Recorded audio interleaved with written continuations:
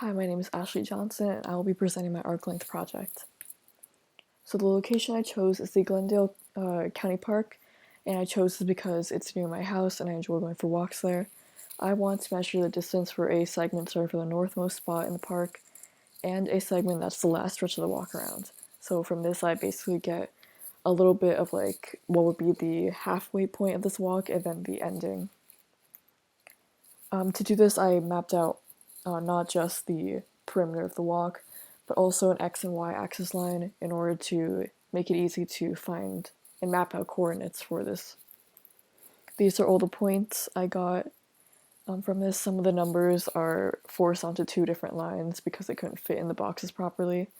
And the second chart below the first one is just a continuation of the first one. It's their first space.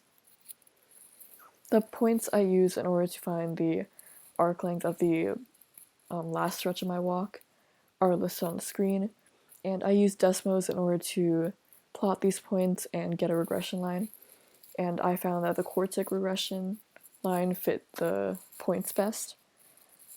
I also have on the screen the regression line equation and the derivative of that, which is f prime.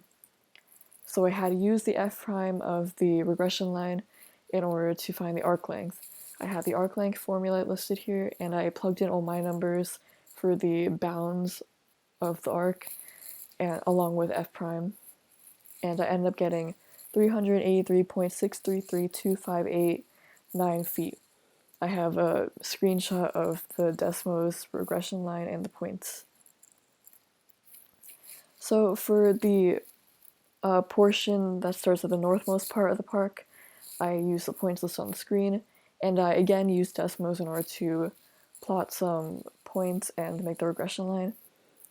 I found that a quadratic regression line fit the graph the most, and I have the equation listed on the screen along with f prime for this again.